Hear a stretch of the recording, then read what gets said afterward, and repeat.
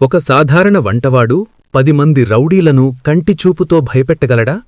ముంబై శివార్లలో ఉన్న ఆ పెంకుటింట్లోకి అడుగుపెట్టిన శివ ఎవరు? అతను వంటగదిలో కూరగాయలు కోస్తున్నాడా, లేక శత్రువుల పీకలు కోయటానికి సిద్ధమవుతున్నాడా? ఈ నిశ్శబ్ద కంచె వెనుక ఉన్న అసలు రహస్యం తెలిస్తే మీరు షాకవుతారు. దేశం కోసం ప్రాణాలర్పించిన ఒక ఆర్మీ ఆఫీసర్ భార్య తన 2 ఏళ్ల కూతురిని కాపాడుకోవడానికి ఒంటరి పోరాటం చేస్తోంది. కాని ఆమెకు తెలియని విషయమేంటంటే, ఆమె భర్త చనిపోతూ ఆమె కోసం ఒక అదృశ్య రక్షణ కవచాన్ని పంపించాడని. ఆ కవచమే శివ. స్నేహం కోసం ఒక మేజర్ వంటవాడిగా ఎందుకు మారాల్సి వచ్చింది?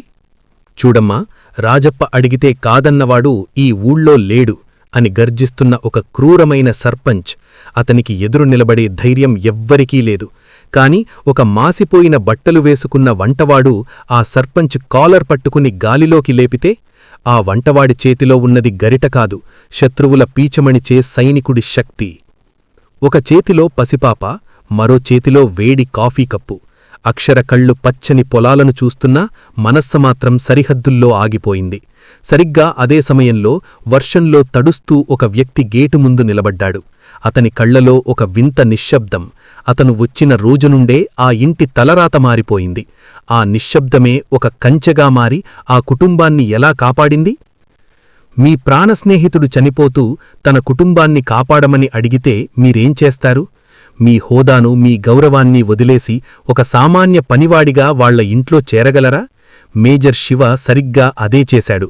కాని ఆ రహస్యం బయటపడినప్పుడు అక్షర రియాక్షనేంటి? రాజప్ప పన్నే కుట్రల నుండి శివ ఆ కుటుంబాన్ని ఎలా రక్షించాడు? ముంబై మహానగరం ఎప్పుడూ నిద్రపోదు. కాని ఆ నగర కోలాహలానికి దూరంగా కర్జత్ వైపు వెళ్లే శివారు ప్రాంతంలో ఉన్న ఆ చిన్న గ్రామం మాత్రం ఎంతో ప్రశాంతంగా ఉంటుంది. పచ్చని పొలాలు, ఎత్తైన కొండల నడుమ ఒక పెంకుటిల్లు.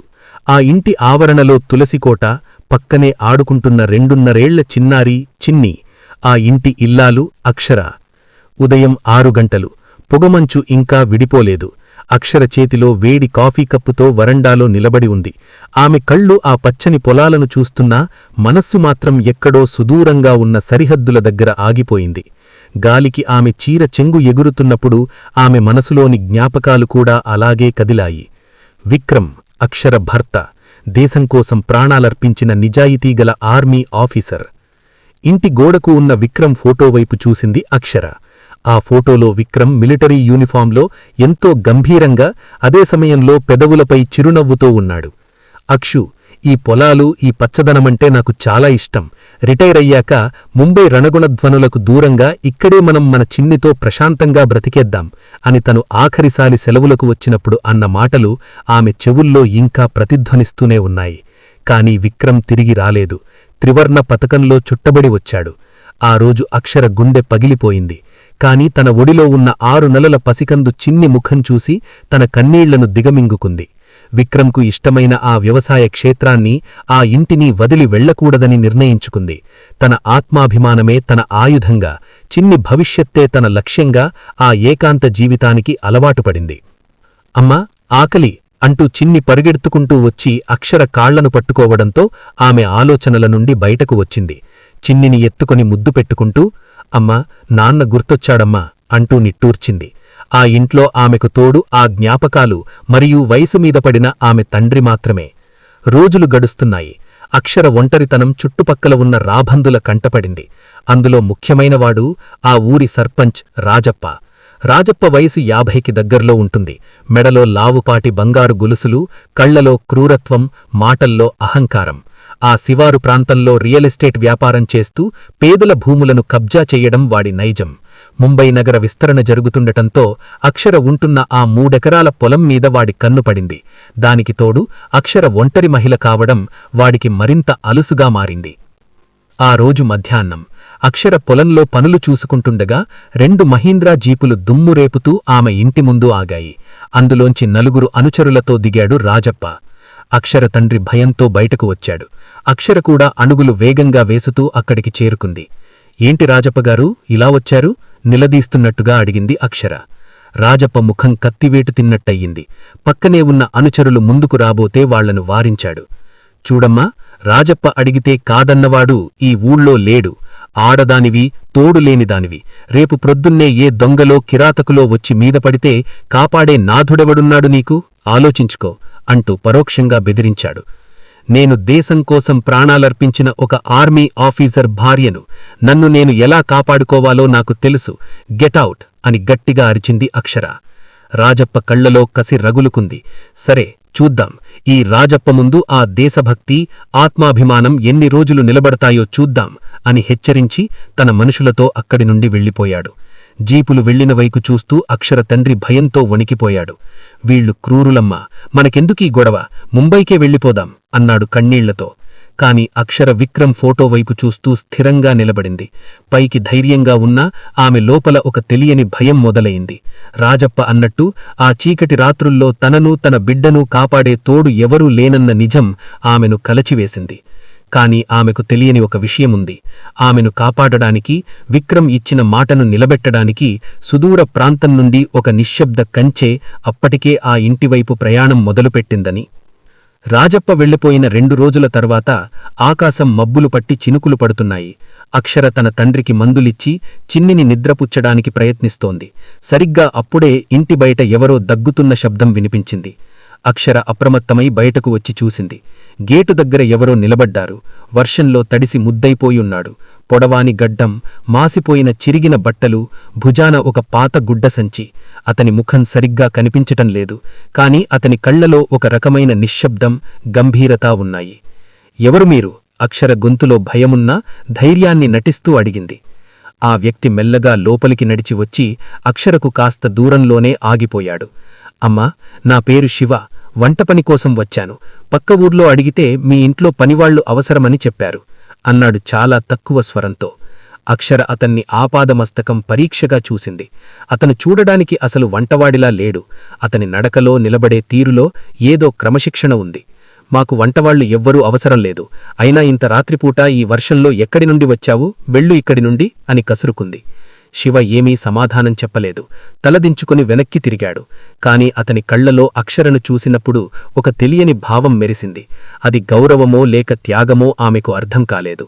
సరిగ్గా శివ గేటు దాటుతుండగా అక్షర తండ్రి సూర్యారావు బయటకు వచ్చాడు.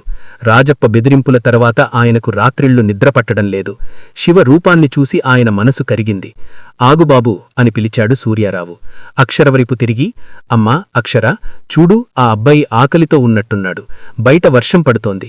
పైగా మన పరిస్థితి నీకు తెలిసినదే కదా. ఇంట్లో ఒక మొగాడు ఉంటే మనకు కొంచెం ధైర్యంగా ఉంటుంది. ఆ రాజప్ప మనుషులు మళ్లీ వస్తే నేనేం చెయ్యలేను. ఇతన్ని పనిలో పెట్టుకుందాం అని ప్రాధేయపడ్డాడు. కాని నాన్న, తెలియని వాళ్లని ఎలా నమ్ముతాం? ఇతను ఎక్కడివాడో ఏంటో మనకు తెలియదు కదా. చూడమ్మా, నా దగ్గర ఎటువంటి దొంగతనాలు చేయాలనే ఉద్దేశం లేదు. నాకిల్లు లేదు, ఉండటానికి ఒక నీడ, తినటానికి 2 ముద్దలు పెడితే చాలు. మీరు ఏ పని చెప్పినా చేస్తాను అన్నాడు శివ వినయంగా. అక్షరకు శివ మాటల్లో ఒక నిజాయితీ కనిపించింది. కాని ఆమె మనసు ఒప్పుకోవడం లేదు.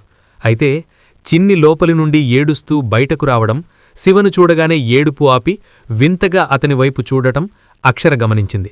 సాధారణంగా అపరిచితులను చూస్తే భయపడే చిన్ని శివను చూసి నవ్వింది. సూర్యారావు ఒత్తిడి మేరకు చివరికి అక్షర అయిష్టంగానే ఒప్పుకుంది. సరే, బయట ఉన్న పాతగదిలో పడుకో. రేపటి నుండి వంటపని చూడు. తేడా వస్తే మాత్రం క్షమించను అని హెచ్చరించింది. శివ మౌనంగా తల ఊపి తన సంచిని తీసుకుని ఆ పాత గదివైపు వెళ్లాడు.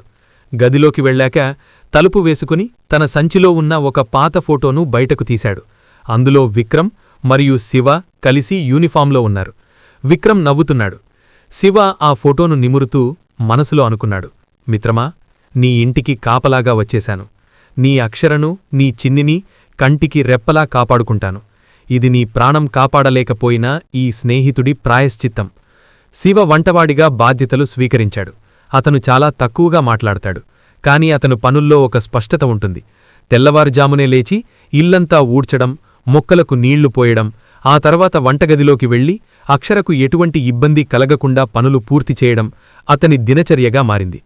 అక్షర అతన్ని నిశితంగా గమనిస్తోంది. ఒక వంటవాడు ఇంత క్రమశిక్షణతో ఎలా ఉంటాడు?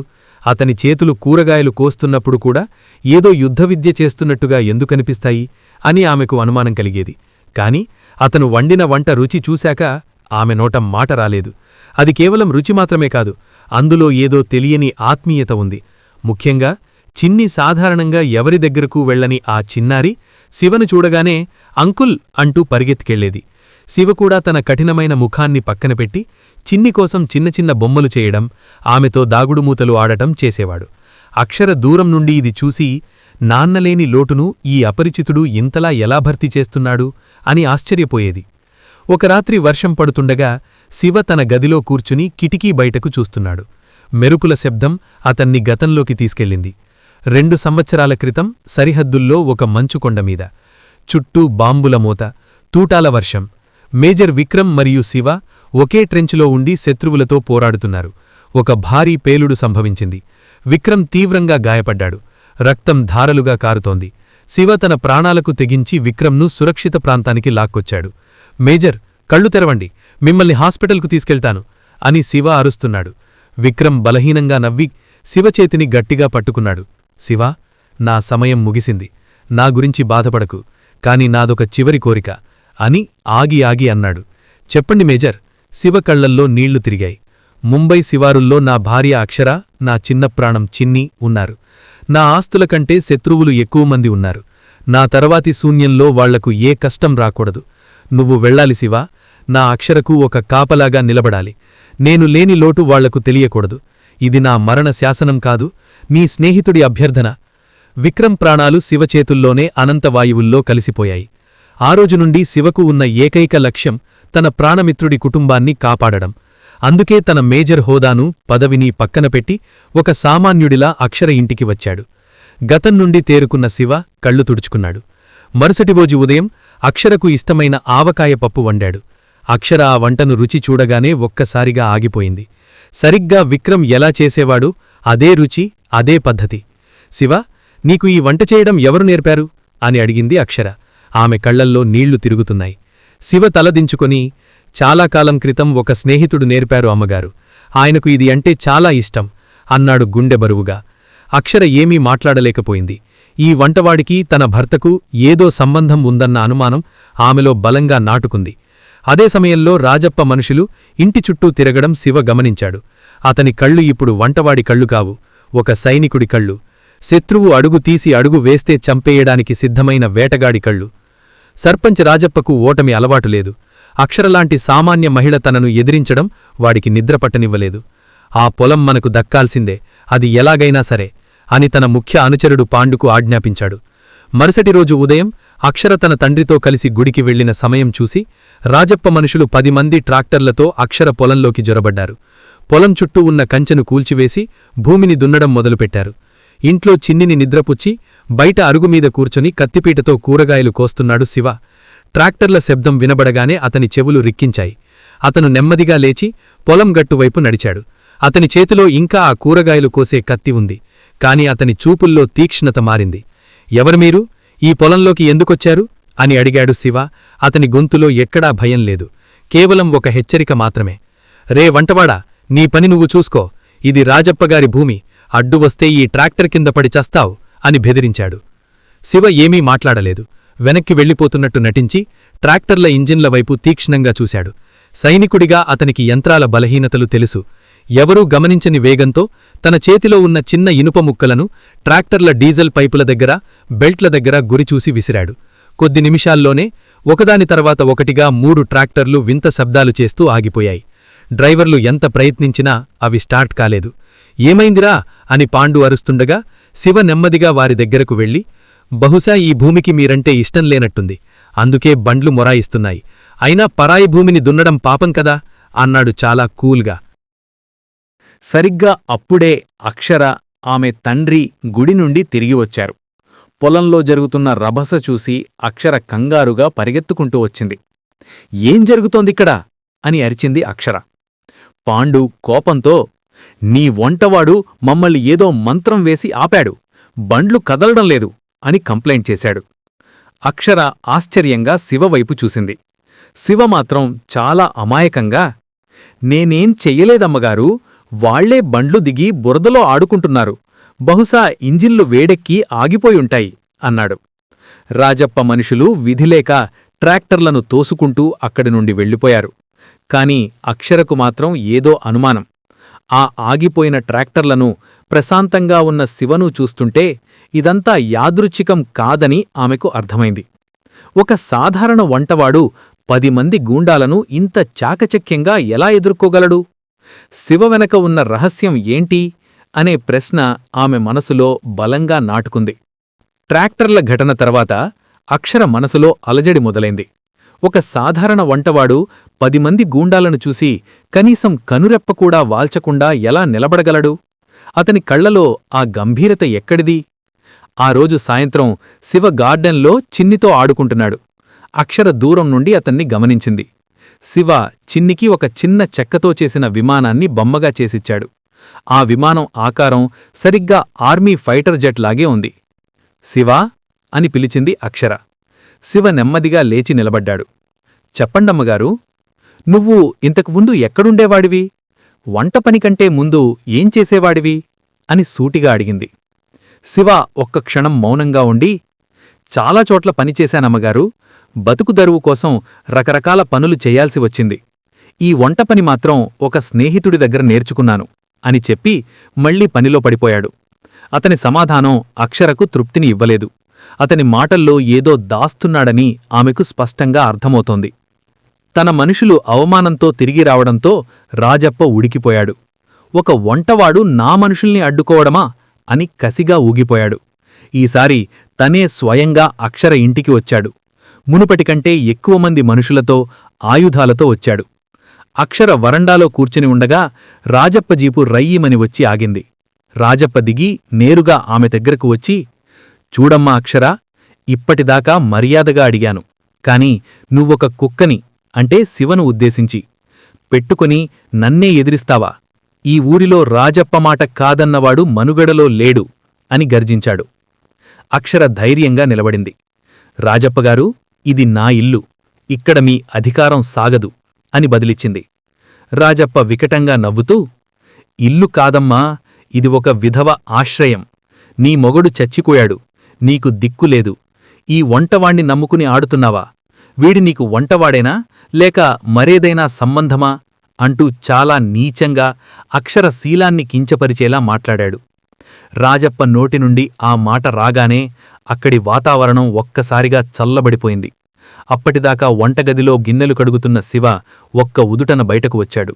అతని ముఖంలో అప్పటిదాకా ఉన్న వినయం మాయమైంది. కళ్లలో ఎర్రని నిప్పులు కురుస్తున్నాయి. రాజప్ప అనుచరుడు ఒకడు అక్షరవైపు చెయ్యెత్తబోతే క్షణకాలంలో శివ అక్కడి ప్రత్యక్షమయ్యాడు. ఆ అనుచరుడి చేతిని పట్టుకుని ఒక్క మెలిక తిప్పాడు. క్రాక్ అనే శబ్దం ఊరంతా వినిపించింది. వాడు నొప్పితో విలవిలలాడుతుండగా శివ వాడిని ఒక్క తన్ను తన్నాడు. వాడు 10 అడుగుల దూరంలో ఉన్న రాజప్ప జీపు అద్దాల మీద పడ్డాడు. రాజప్ప షాక్ అయ్యాడు. రేయ్, కొట్టండిరా వీణ్ణి అని అరిచాడు. మిగిలిన 5గురు శివమీదకు దాడికి వచ్చారు. శివ కదలికలు మెరుపులా ఉన్నాయి. అది ఒక సామాన్యుడి గొడవలా లేదు. ఒక ప్రొఫెషనల్ సోల్జర్ యుద్ధం చేస్తున్నట్టు ఉంది. ఒకణ్ణి గాలిలో తన్నుతూ, మరొకణ్ణి మడపట్టుకుని నేలకు కొడుతూ కేవలం 2 నిమిషాల్లో అందర్నీ మట్టి కరిపించాడు. చివరికి రాజప్ప చొక్కా కాలర్ పట్టుకుని గాలిలోకి ఎత్తాడు శివ. శివ కళ్లల్లోకి చూసిన రాజప్పకు మరణం కనిపిస్తోంది. అమ్మగారి గురించి మరోసారి అపశబ్దం మాట్లాడితే నీ నాలుక నీ నోట్లో ఉండదు. ఈ భూమిమీద కాలు పెడితే నీ కాళ్ళు నీకు ఉండవు. ఇది హెచ్చరిక కాదు, విధి నిర్ణయం అన్నాడు శివ తన గంభీరమైన గొంతుతో. అక్షర బిత్తరపోయి చూస్తోంది. శివలో ఆమెకు తన భర్త విక్రమ్ కనిపిస్తున్నాడు. ఆ ధైర్యం, ఆ పోరాట పటిమ, ఆ రక్షించే గుణం ఒక సామాన్య వంటవాడికి అసాధ్యం. ఆ నిమిషంలో ఆమెకు అర్థమైంది, శివ కేవలం వంటవాడు కాదు, తన జీవితంలోకి పంపబడిన ఒక అదృశ్య రక్షకుడని. రాజప్పను వణికిపోతూ తన మనుషుల్ని తీసుకుని అక్కడి నుండి పారిపోయాడు. శివ మళ్లీ మామూలు మనిషిలా మారి, క్షమించండి అమ్మగారు, వంటగదిలో కూర మాడిపోతోంది అని లోపలికి వెళ్ళిపోయాడు. రాజప్పను ఎదిరించిన తర్వాత శివ మళ్లీ మౌనంగా తన పనుల్లో మునిగిపోయాడు.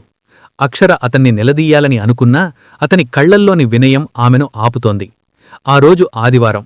విక్రమ్ ఉన్నప్పుడు ప్రతి ఆదివారం ఏదో ఒక ప్రత్యేకమైన వంటకం చేసేవాడు.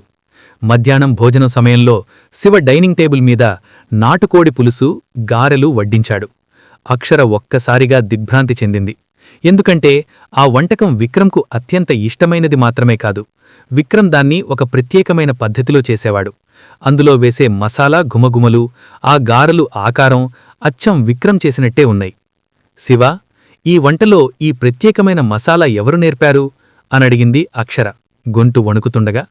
శివ వంటగది గుమ్మం దగ్గర నిలబడి, అది మా ప్రాంతంలో అలాగే చేస్తారమ్మగారు, అది సైనికులకు బాగా నచ్చే రుచి అని చాలా జాగ్రత్తగా సమాధానం చెప్పాడు.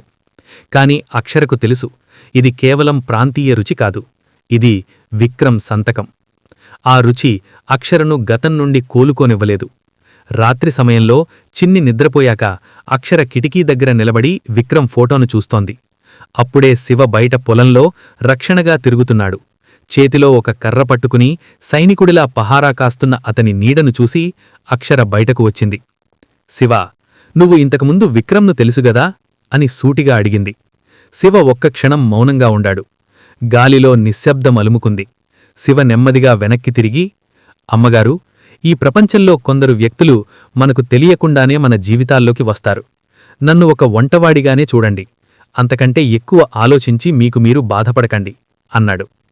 అక్షర అతని దగ్గరకు వెళ్ళి, వంటవాడు కడుపు నింపుతాడు శివా, కాని నువ్వు జ్ఞాపకాలను వడ్డిస్తున్నావు. నువ్వు చేసే ప్రతి వంటకం విక్రమ్ ఇష్టాయిష్టాలను గుర్తుచేస్తోంది.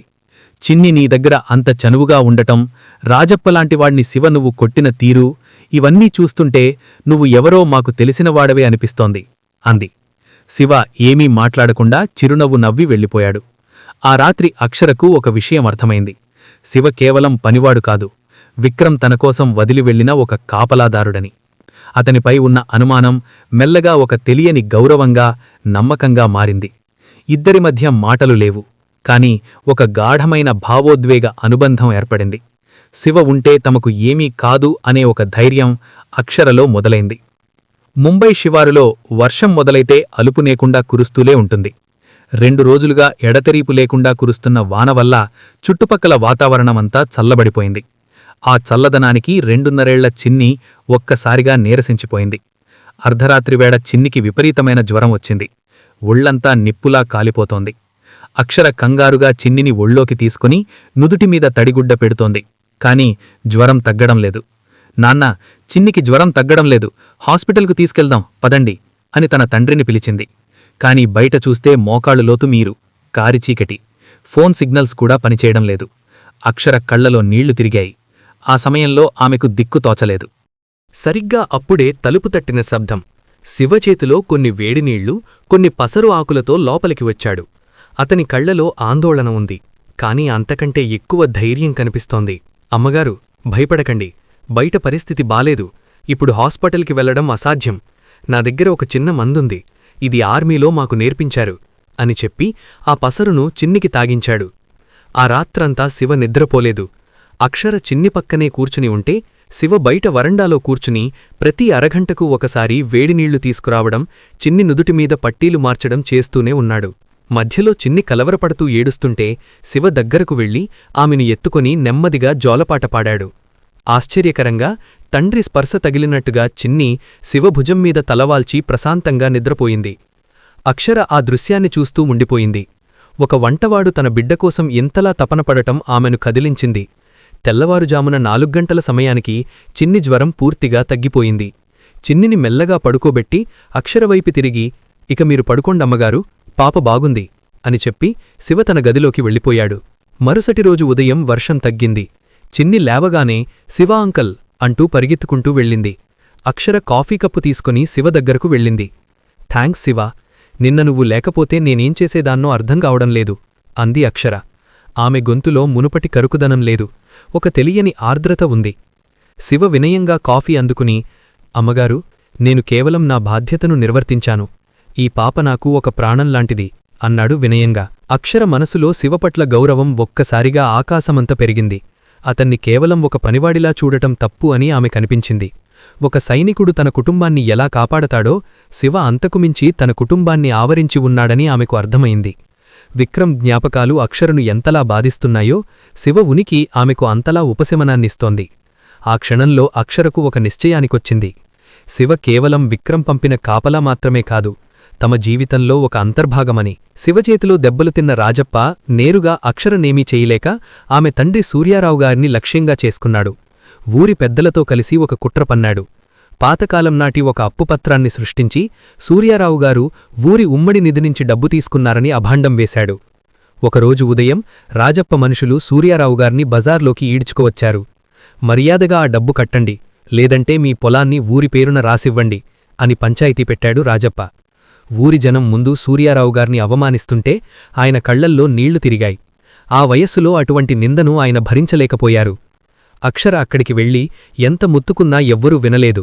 రాజప్ప వికటంగా నవ్వుతూ, మీ ఇంట్లో ఒకడున్నాడు కదా, వాణ్ణి పిలువు, చూద్దాం వాడిప్పుడేం చేస్తాడో అని సవాలు విసిరాడు. రాజప్ప ఉద్దేశ్యం శివను బయటకు రప్పించి పోలీసులకు అప్పగించడమో లేదా మనుషులతో చావబాదడమో చెయ్యాలని. రాజప్ప ఊహించినట్టుగా శివ అక్కడికి రాలేదు. కాని అంతకుముందే శివ తన పని పూర్తిచేశాడు. సైన్యంలో ఉన్నప్పుడు నేర్చుకున్న ఇంటెలిజెన్స్ మళకువులను ఉపయోగించి రాజప్ప నడుపుతున్న అక్రమ ఇసుక దందాలు, నకిలీ పత్రాలు తయారీ కేంద్రం వివరాలను సేకరించాడు. సరిగ్గా రాజప్ప సూర్యారావుగారిపై సంతకం పెట్టమని ఒత్తిడి చేస్తున్న సమయంలో రాజప్ప ఫోన్ మోగింది. అవతలివైపు నుండి కలెక్టరాఫీస్ నుంచి కాల్. రాజప్ప చేసిన అక్రమాలన్నీ ఆధారాలతో సహా పై అధికారులకు అందాయని, ఏ క్షణమైనా అరెస్టు వారెంటు వస్తుందని తెలిసింది. రాజప్ప ముఖం ఒక్కసారిగా తెల్లబారిపోయింది. అంతేకాకుండా రాజప్ప సృష్టించిన ఆ నకిలీ అప్పుపత్రం, అసలు కాగితం శివ అప్పటికే మార్చేసి దాని స్థానంలో రాజప్ప తన అక్రమాలు ఒప్పుకుంటూ రాసిన ఒక లేఖను పెట్టాడు. రాజప్ప పంచాయతీలో ఆ కాగితం తీసి చదవబోతే అందులో అతని పాపాల చిట్టా బయటపడింది. ఊరి జనమంతా ఆశ్చర్యపోయారు. రాజప్ప గందరగోళంలో ఉండగా శివ దూరంగా ఒక చెట్టు నీడన నిలబడి మౌనంగా చూస్తున్నాడు. తన అస్తిత్వం బయటపడలేదు, కాని శత్రువు పీకలోతు కష్టాల్లో పడ్డాడు. అక్షర తండ్రిని గౌరవంగా ఇంటికి తీసుకొచ్చింది. ఇంటికి వచ్చాక సూర్యారావుగారు శివవైపు చూసి, నువ్వు కేవలం మా బంటవాడివి కాదు బాబూ, మా ఇంటికి దేవుడు పంపిన రక్షకుడివి అని కన్నీళ్లతో అన్నారు. శివమాత్రం ఎప్పటిలాగే వినయంగా, నేను కేవలం వంటవాణ్ణి మాత్రమేనయ్యా, ఇదంతా మీ అదృష్టం అని తన బాధ్యతను దాటేశాడు. కాని అక్షరకు తెలుసు, ఈ మ్యాజిక్ వెనుక ఉన్న మెదడు శివదే అని. రాజప్ప కుట్రల నుండి తన తండ్రిని శివ కాపాడిన విధానం అక్షరను నిద్రపోనివ్వలేడు. శివ అసలు ఎవరు? ఒక వంటవాడికి ఇన్ని తెలివితేటలు, ఇంత ధైర్యం ఎప్పణ్నించి వచ్చాయి? ఈ ప్రశ్నలకు సమాధానం కావాలని ఆమె నిర్ణయించుకుంది. ఒక మధ్యాహ్నం శివ చిన్నిని తీసుకుని బయట చెరువు దగ్గరకు వెళ్లాడు. ఆ సమయం చూసి అక్షర మెల్లగా శివ ఉంటున్న ఆ పాతగదిలోకి వెళ్ళింది. ఆ గది చాలా పొదుపుగా ఉంది. ఒక మంచం, పక్కనే ఒక చిన్న టేబులు, దానిమీద కొన్ని పుస్తకాలు, పక్కనే శివ రోజూ వాడుకునే ఒక పాత సంచి ఉంది. అక్షర వణికిపోతున్న చేతులతో ఆ సంచిని తెరిచింది.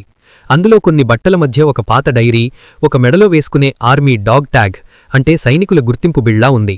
దానిమీద మేజర్ శివ, ఇండియన్ ఆర్మీ అని రాసి ఉంది. అక్షర గుండె ఒక్కసారిగా ఆగిపోయినంత పనయింది. మేజరా? శివ ఒక మేజరా అని ఆశ్చర్యపోతుండగా డైరీ మధ్యలో నుంచి ఒక ఫోటో కింద పడింది. అక్షర వంగి ఆ ఫోటోను తీసుకుంది. అది చూసిన మరుక్షణం ఆమె కళ్ల నుండి కన్నీళ్లు ధారగా కారడం మొదలుబయ్యాయి. ఆ ఫోటోలో తన భర్త విక్రమ్, శివ ఇద్దరూ ఆర్మీ యూనిఫాంలో భుజం భుజం కలుపుకుని నవ్వుతూ ఉన్నారు. ఆ ఫోటో వెనుక విక్రమ్ చేతిరాతతో, నా ప్రాణమిత్రుడు శివ, నా కుటుంబానికి ఇతనే అసలైన రక్షకుడు అని రాసి ఉంది. అక్షరకు ప్రతిదీ అర్థమైపోయింది. శివ ఎందుకు తన ఇంటికి వంటవాడిగా వచ్చాడో, విక్రమ్ ఇష్టమైన వంటలే ఎందుకు చేస్తున్నాడో, చిన్నిని తన బిడ్డలా ఎందుకు చూస్తున్నాడో ఇప్పుడు ఆమెకు స్పష్టంగా అర్థమైంది. తన భర్త చివరి కోరిక మేరకు ఒక మేజర్ హోదాలో ఉన్న వ్యక్తి తన సర్వస్వాన్ని వదిలేసి, గడ్డం పెంచుకుని, మాసిపోయిన బట్టలతో ఒక సామాన్య సేవకుడిలా తమకు కాపలాగా ఉన్నాడని తెలిసి ఆమె మనసు వికలమైపోయింది. అక్షర ఆ ఫోటోను గుండెలకు హత్తుకుని కుమిలి కుమిలి ఏడ్చింది. ఇంతకాలం తాను అతన్ని ఒక పనివాడిలా చూశానని, కసురుకున్నానని గుర్తు తెచ్చుకుని పశ్చాత్తాపంతో కుంచించుకుపోయింది. సరిగ్గా అప్పుడే శివ చిన్నిని ఎత్తుకుని గది వాకిట్లోకి వచ్చాడు. గదిలో అక్షరను, తన చేతిలో ఉన్న ఫోటోను చూడగానే శివ ఒక్క క్షణం స్తంభించిపోయాడు. ఇద్దరి మధ్య మౌనం రాజ్యం చేస్తోంది. అక్షర కన్నీళ్లతో తలెత్తి శివవైపు చూసింది. ఆ చూపులో ఒక సైనికుడి పట్ల ఉన్న గౌరవం, ఒక స్నేహితుడి పట్ల ఉన్న కృతజ్ఞత, తన భర్త పంపిన రక్షకుడి పట్ల ఉన్న ఆత్మీయత అన్నీ కలిసి ఉన్నాయి. శివ?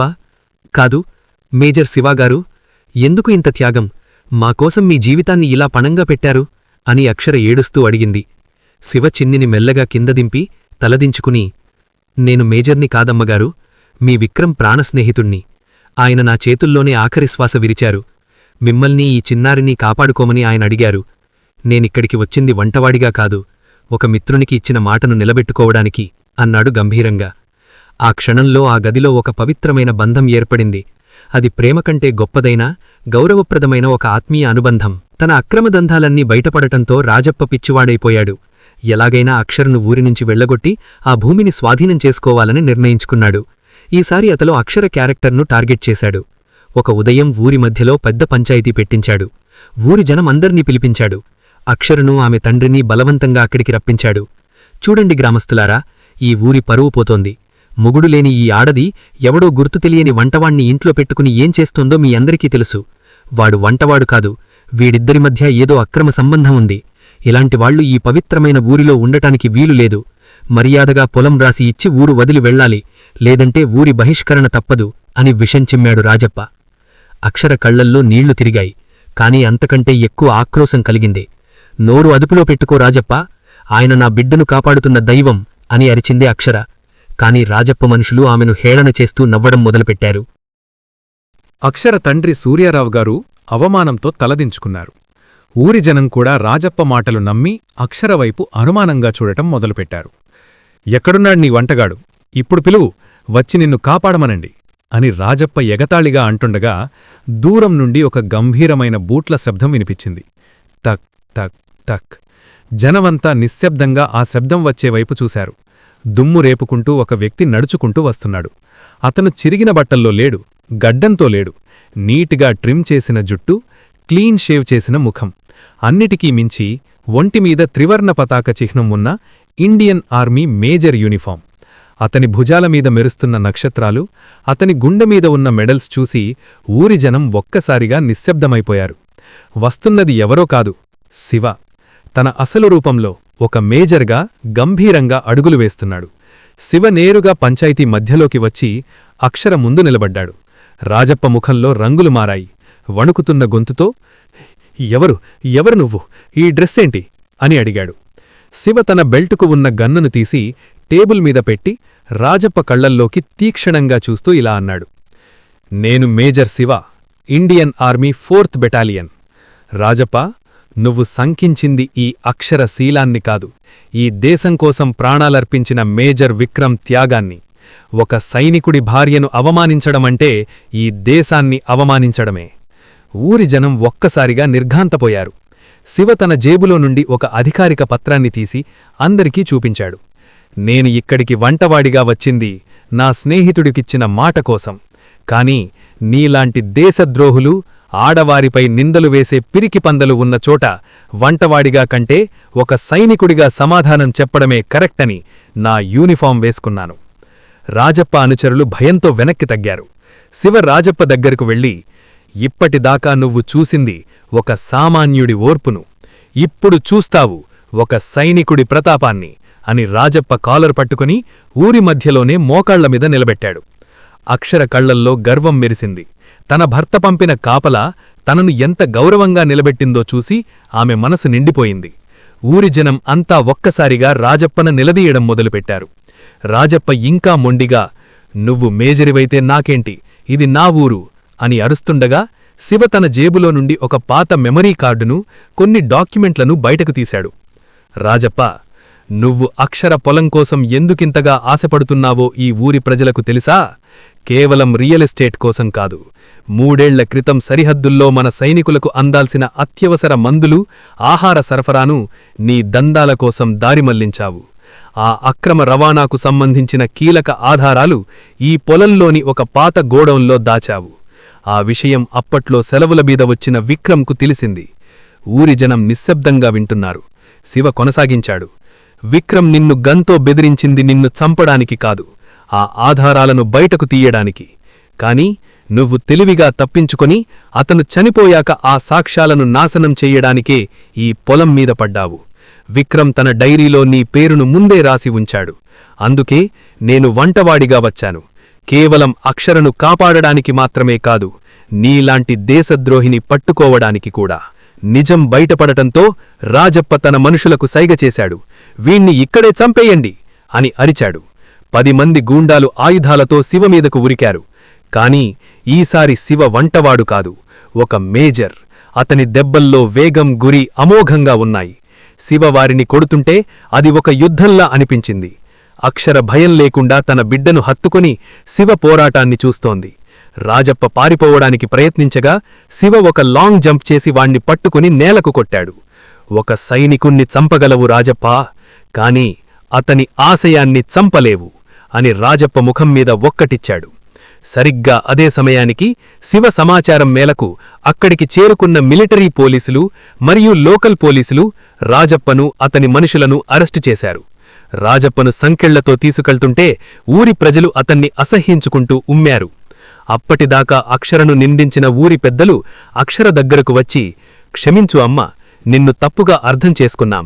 నీ భర్త ఈ దేశానికి హీరో అయితే నీ త్యాగం అంతకంటే గొప్పది అని క్షమాపణలు చెప్పారు. శివ తన యూనిఫామ్ సరిచేసుకుని అక్షర దగ్గరకు వచ్చాడు. అతని కళ్లల్లో ఒక కర్తవ్యం నెరవేరిన తృప్తి ఉంది. అక్షర కళ్ళు కృతజ్ఞతతో నిండిపోయాయి.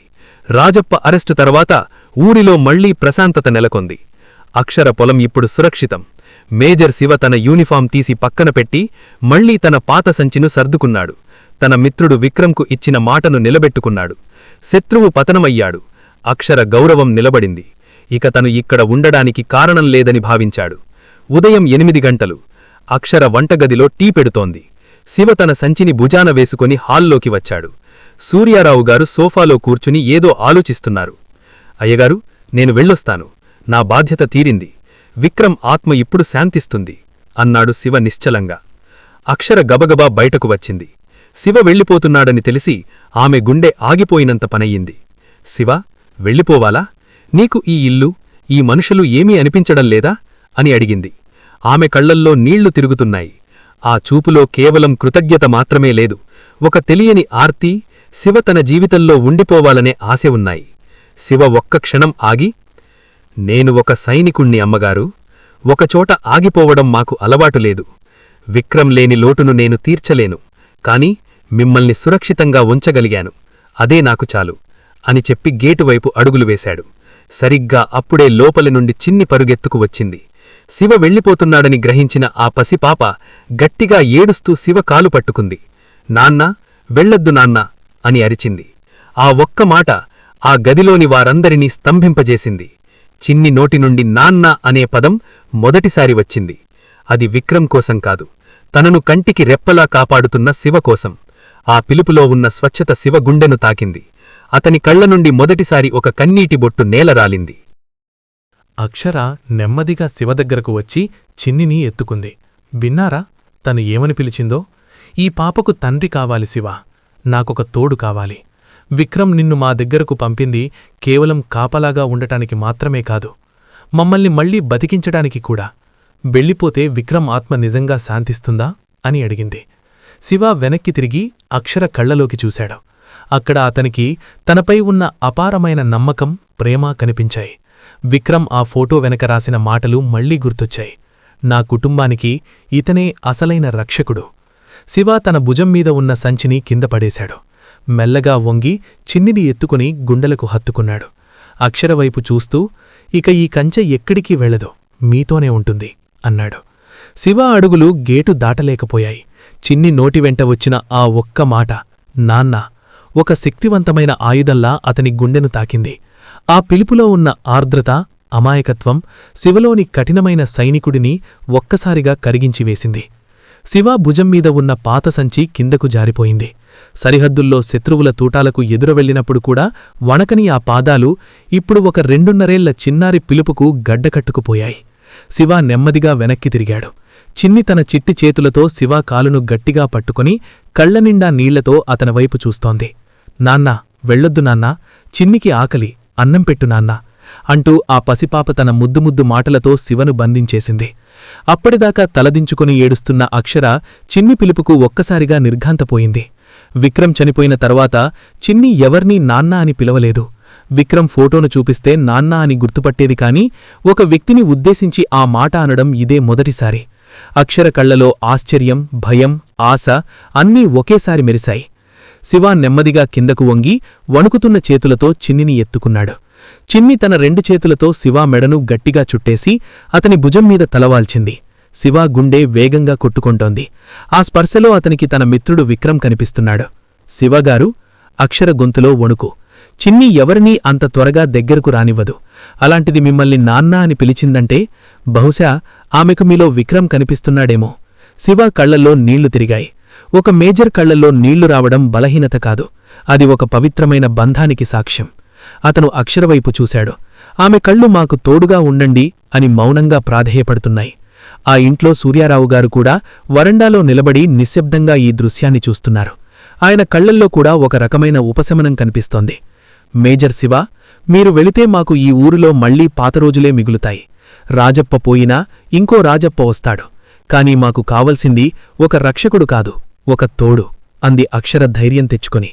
శివ చిన్నిని ముద్దు పెట్టుకుని, మిత్రమా విక్రమ్, నేను వెళ్ళిపోదామనుకున్నాను. కాని నీ చిన్నారి నన్ను బంధించేసింది. నీ రుణం తీర్చుకోవడానికి ఇంతకంటే గొప్ప అవకాశం ఏముంటుంది అని మనసులో అనుకున్నాడు. మెల్లగా తన సంచిని లోపలికి విసిరి, చిన్నీ, నాన్న ఎక్కడికి వెళ్ళడు. నీకు ఇష్టమైన పరమాన్నం వండి పెడతాడు, సరేనా అన్నాడు శివ. చిన్ని ముఖంలో నవ్వు వికసించింది. ఆ నవ్వుతో ఆ ఇల్లంతా మళ్లీ పూర్వవైభవాన్ని సంతరించుకున్నట్టు అనిపించింది. శివ ఆ క్షణం నిర్ణయించుకున్నాడు. తన గమ్యం సరిహద్దులు కాదు, ఈ పెంకుటిల్లో. తన ఆయుధం గన్ కాదు, ఈ కుటుంబం పట్ల తను చూపే ప్రేమ. ఆ నిశ్శబ్ద కంచె ఇప్పుడు ఒక నిత్య తోడుగా మారడానికి సిద్ధమైంది. చిన్ని పిలుపుతో శివ మనసు కరిగిపోయింది. ఆ పసిపాప తల శివ భుజంపై వాలినప్పుడు అతని గుండెల్లో ఒక రకమైన తండ్రి భావన కలిగింది. సరిగ్గా అదే సమయంలో సూర్యారావుగారు వణుకుతున్న చేతులతో లోపల నుండి ఒక పాత నలిగిపోయిన డైరీని తీసుకొచ్చారు. అది విక్రమ్ డైరీ. శివ ఆ డైరీని అందుకున్నప్పుడు అతని చేతులు కాస్త వణికారి. ఆ పేజీల్లో విక్రమ్ గంధపు వాసన, అతని ఆలోచనలు ఇంకా సజీవంగా ఉన్నట్లు అనిపించింది. సూర్యారావుగారు చివరి పేజీని చూపించారు. అది విక్రమ్ యుద్ధరంగానికి వెళ్లే ముందు రాసిన ఆఖరి వాక్యం. శివ, నా ప్రాణమిత్రమా, నాకు తెలుసు, ఒకవేళ నేను తిరిగి రాకపోతే నా కుటుంబాన్ని నువ్వు ఒంటరిగా వదలవని. కాని నేను కోరుకునేది కేవలం వారిని బయటి శత్రువుల నుండి రక్షించడం మాత్రమే కాదు, అక్షర కళ్లల్లో పోయిన కాంతిని, చిన్ని పెదవులపై మాయమైన నవ్వును మళ్లీ తీసుకురాగన సామర్థ్యం నీకే ఉంది. నా తర్వాతి శూన్యంలో నువ్వు వారితో కలిసి ఒక నిత్య కంచెలా ఉండిపోవాలి. ఇది నా ఆజ్ఞ కాదు, నీ మిత్రుని ఆఖరి కోరిక. ఆ అక్షరాలు చదువుతుంటే శివ స్వరం వినిపిస్తున్నట్లు అనిపించింది. అక్షర నిశ్శబ్దంగా అన్నీ గమనిస్తోంది. శివ మెల్లగా తన సంచిని భుజంమీద నుండి దించి కింద పెట్టాడు. ఆ సంచి కిందపడిన శబ్దం అతను శాశ్వతంగా ఆ ఇంట్లోనే ఉండిపోతున్నాడనడానికి సంకేతం. అతను అక్షరవైపు చూసి, అమ్మగారు, నా బాధ్యత ఇప్పుడు మొదలైంది అన్నాడు. ఆ మాటతో ఆ ఇంట్లోని చీకటి ఒక్కసారిగా తొలగిపోయి ఒక కొత్త వెలుగు వచ్చినట్లు అనిపించింది. రాజప్ప జైలుకు వెళ్లినా అతని లోపల రగులుతున్న కసి తగ్గలేదు. ఒక సామాన్య వంటవాడు నా సామ్రాజ్యాన్ని కూల్చడమా అనే అహంకారం వాడిని నిద్రపోనివ్వలేదు. తన ఆఖరి అస్త్రంగా తన నమ్మకస్తుడైన గూండాను పిలిపించి అక్షరా కుటుంబం మీద చివరి దెబ్బ తీయాలని ప్లాన్ చేశాడు. ఒక అమావాస్య రాత్రి పొలంలో పనులు పూర్తి చేసుకుని సూర్యారావుగారు ఇంటికి వస్తున్నారు. ఆ ప్రదేశమంతా చీకటిగా నిశ్శబ్దంగా ఉంది. పొదలచాటున నలుగురు గూండాలు మారణాయుధాలతో పొంచి ఉన్నారు. సూర్యారావుగారు ఆపదను పసిగట్టలేకపోయారు. కాని ఆ ఇంటి చుట్టూ ఒక అదృశ్య నైత్రం పహారా కాస్తూనే ఉంది. గూండాలు ఒక్కసారిగా సూర్యారావుగారి మీదకు ఉరకబోతుండగా చీకటిలో నుండి ఒక నీడ మెరుపులా ప్రత్యక్షమైంది. అది శివ. ఇప్పుడతను వంటవాడిలా వంగిలేడు, ఒక వేటగాడిలా నిటారుగా నిలబడ్డాడు. గూండాలు కత్తులు ఎత్తలోపే శివ వారి మణికట్లను పట్టుకుని గాలిలో గిరగిర తిప్పాడు. కేవలం చేతులతోనే వారి ఆయుధాలను ముక్కలు చేశాడు. ఒక గూండా పారిపోవాలని చూడగా శివ తన జేబులో ఉన్న చిన్న రాయిని గురిచూసి విసిరాడు. అది వాడి కాలికి తగలడంతో వాడు కింద పడిపోయాడు. మీ యజమానికి చెప్పు, ఈ కంచెను దాటడం యముడి గడకును తొక్కడం ఒక్కటే అని గర్జించాడు శివ. ఆ దెబ్బతో రాజప్ప అనుచరులు ప్రాణాలు అరచేతుల్లో పెట్టుకుని పారిపోయారు. ఈ ఘటనతో ఊరి ప్రజలకు ఒక విషయం స్పష్టమైంది. మేజర్ శివ ఉన్నంతకాలం ఆ కుటుంబానికి ఏ కష్టం రాదు అని. శివ తన మేజర్ యూనిఫాంను గౌరవంగా పక్కన పెట్టాడు. కాని తనలోని సైనికుణ్ణి మాత్రం కాదు. తన మిత్రుడు విక్రమ్ వదిలి వెళ్లిన బాధ్యతను మోయడానికి తన కెరియర్ను త్యాగం చేశాడు. శివ తన రాజీనామా పత్రాన్ని పంపినప్పుడు సైన్యంలోని ఉన్నతాధికారులు ఆశ్చర్యపోయారు. కాని అతని త్యాగం వెనుక ఉన్న కారణం తెలుసుకున్న మేజర్ జనరల్ శివ సేవలను వదులుకోవడానికి ఇష్టపడలేదు. నువ్వు సరిహద్దుల్లో లేకపోయినా పర్వాలేదు శివ, నీ చుట్టుపక్కల ఉన్న వందలాది మాజీ సైనికుల కుటుంబాలకు నువ్వు ఒక వెలుగు కావాలి అంటూ అతనికి ఆ ప్రాంతపు డిస్ట్రిక్ట్ వెల్ఫేర్ ఆఫీసర్ బాధ్యతలు అప్పగించారు. ఇప్పుడు శివ ఆ పెంకుటింట్లోనే ఉంటూ అటు పొలం పనులు, ఇటు సైనికుల సంక్షేమ పనులు చూసుకుంటున్నాడు. అక్షర మరియు శివ మధ్య ఒక పవిత్రమైన బంధం ఏర్పడింది. అది కేవలం మాటలతో చెప్పలేనిది. ఒకరి కష్టాన్ని ఒకరు పంచుకుంటూ, ఒకరి కళ్లలోని భావాన్ని మరొకరు అర్థం చేసుకుంటూ ఆ ఇల్లు ఒక దేవాలయంలా మారింది. ఒక సాయంత్రం తులసికోట ముందు దీపం వెలిగిస్తున్న అక్షర ముఖంపై ఆ దీపపు కాంతి పడుతోంది. పక్కనే శివ నిలబడి ఉన్నాడు. అక్షర మెల్లగా తలెత్తి, శివగారు, మీలాంటి వ్యక్తి మా జీవితంలోకి రాకపోతే రాజప్పలాంటి రాక్షసుల మధ్య మా బతుకులు ఎప్పుడో చితికిపోయేవి. మాకు వెలుగునిచ్చిన దైవం మీరు అంది కృతజ్ఞతతో. శివ నవ్వి, అలా అనకండి అమ్మగారు, నేను కేవలం విక్రమ్ పంపిన ఒక సందేశాన్ని మాత్రమే. ఆకాశంలో ఉన్న విక్రమ్ మిమ్మల్ని కాపాడటానికి నన్నొక మాధ్యమంగా వాడుకుంటున్నాడు. నేను విక్రమ్ ప్రతిరూపాన్ని మాత్రమే అన్నాడు. ఆ మాటల్లో విక్రమ్ పట్ల అతనికున్న నిస్వార్థమైన స్నేహం, అక్షర పట్ల ఉన్న అపారమైన గౌరవం స్పష్టంగా కనిపించాయి. సంవత్సరం చక్రం తిరిగింది. ఆ పెంకుటిల్లు మరియు చుట్టుపక్కల పొలాలు ఇప్పుడొక పచ్చని స్వర్గంలా మారాయి. శివ ఆధునిక వ్యవసాయ పద్ధతులను ప్రవేశపెట్టి ఆ ప్రాంతంలోని రైతులకు ఆదర్శంగా నిలిచాడు. వివరణ: చిన్ని కొంచెం పెరిగింది. ఆమెకు శివ అంటే ప్రాణం. ప్రతిరోజూ శివ వేలు పట్టుకుని పొలానికి వెళ్లడం, అతను చెప్పే దేశభక్తి కథలు వినడం ఆమెకు అలవాటు. శివ ఆమెకు కేవలం అంకుల్ కాదు, ఆమె ప్రపంచంలో విక్రమ్ స్థానాన్ని భర్తీ చేసిన ఒక తండ్రి. అక్షర కూడా తన భర్త విక్రమ్ కలలు కన్నట్లుగా ఆ ఊరిలో ఒక చిన్న సేవా కేంద్రాన్ని ఏర్పాటు చేసి పేద పిల్లలకు చదువు చెబుతోంది. ఆకాశం ఎర్రని సూర్యాస్తమయ కాంతితో మెరుస్తోంది. పొలంగట్లపై శివ, అక్షర నడుస్తుంటే వారి మధ్య చిన్ని గెంతుతూ వెళుతోంది. ఆ ముగ్గురి నీడలు పచ్చని పైరుపై పడుతున్నాయి. ఇంటికి చేరుకున్నాక శివ వరండాలోని విక్రమ్ ఫోటో వైపు చూశాడు. ఆ ఫోటోలో విక్రమ్ కళ్ళు నవ్వుతున్నట్లు, ధన్యవాదాలు మిత్రమా, నా కుటుంబాన్ని నిత్య వసంతం చేశావు అని చెబుతున్నట్లు అనిపించింది. చీకటి పడుతుండగా ఆకాశంలో ఒక నక్షత్రం ప్రకాశవంతంగా మెరిసింది. అది విక్రమ్ అని, అతను పైనుండి తన కుటుంబాన్ని ఆశీర్వదిస్తున్నాడని అక్షర మనసులో అనుకుంది. రాజప్పలాంటి శత్రువులు రావచ్చు, పోవచ్చు, కాని ఈ కుటుంబానికి మేజర్ శివ అనే నిశ్శబ్ద కంచె ఎప్పటికీ రక్షణగా ఉంటుంది. ఈ స్టోరీ మనసును తాకిందని భావిస్తున్నాం. స్నేహితుడి కోసం తన మేజర్ హోదాను, జీవితాన్ని వదిలేసి ఒక సామాన్య వంటగాడిగా మారిన శివ త్యాగం గురించి మీరేమనుకుంటున్నారు? చిన్ని శివను నాన్నా అని పిలిచిన ఆ క్షణం మీలో ఎంతమందిని కదిలించింది? ఆ సీన్ చూస్తున్నప్పుడు మీకేమనిపించింది? ఒకవేళ మీరు శివాస్థానంలో ఉంటే మీ స్నేహితుడి కుటుంబం కోసం ఇంత పెద్ద బాధ్యతను తీసుకునేవారా? అక్షర పాత్రలో ఉన్న ధైర్యం మీకు నచ్చిందా? భర్త లేకపోయినా ఒంటరిగా రాజప్పుని ఎదిరించిన ఆమె ఆత్మాభిమానం గురించి కమెంట్ చేయండి. శివ తన నిజరూపాన్ని, అంటే మేజర్ యూనిఫామ్ని బయటపెట్టిన తీరు మీకు ఎలా అనిపించింది? ఆ సీన్ మీకు గూస్బంప్స్ తెప్పించిందా? మన దేశం కోసం సరిహద్దుల్లో ప్రాణాలర్పించే సైనికుల కుటుంబాలకు మనమిస్తున్న గౌరవం సరిపోతోందా? వారి భద్రత గురించి మన బాధ్యత ఏంటి? రాజప్పలాంటి వ్యక్తులు సమాజంలో ఎక్కడో ఒకచోట ఉంటూనే ఉంటారు. అలాంటి వారిని ఎదుర్కోవడానికి కేవలం శివలాంటి సైనికులే రావాలా, లేక సామాన్యులమైన మనలో కూడా ఆ తెగ్రూపు ఉండాలా? ఈ కథలో మీకు అత్యంత ఇష్టమైన సీనేది? రాజప్ప కాలర్ పట్టుకున్న సీనా, లేక చిన్ని శివను నాన్నా అని పిలిచిన సీనా? శివ మళ్లీ ఆర్మీలో వెళ్ళిపోవాలా, లేక అక్షరా చిన్నీలకి తోడుగా అక్కడే ఉండిపోవాలా? మీ అభిప్రాయాన్ని తప్పకుండా కమెంట్ సెక్షన్లో పంచుకోండి. చూశారుగా మిత్రులారా, ఒక మేజన్ తన స్నేహితుడి కోసం ఒక సామాన్య వంటగాడిగా మారిచేసిన ఈ యుద్ధం మీకు ఎలా అనిపించింది? స్నేహమంటే కేవలం మాటలు కాదు, కష్టాల్లో తోడుండడమని శివ నిరూపించాడు. మరి ఈ కథలో మీకు బాగా నచ్చిన సన్నివేశమేది? చిన్ని పిలుపు శివను ఆపేసిన ఆ క్షణం మీ కళ్లలో నీళ్లు తెప్పించిందా? మీ అభిప్రాయాలను తప్పకుండా కమెంట్ సెక్షన్లో పంచుకోండి. మరిన్ని ఇలాంటి అద్భుతమైన కథల కోసం మన ఛానల్ని సబ్స్క్రైబ్ చేసుకోండి. జై హింద్.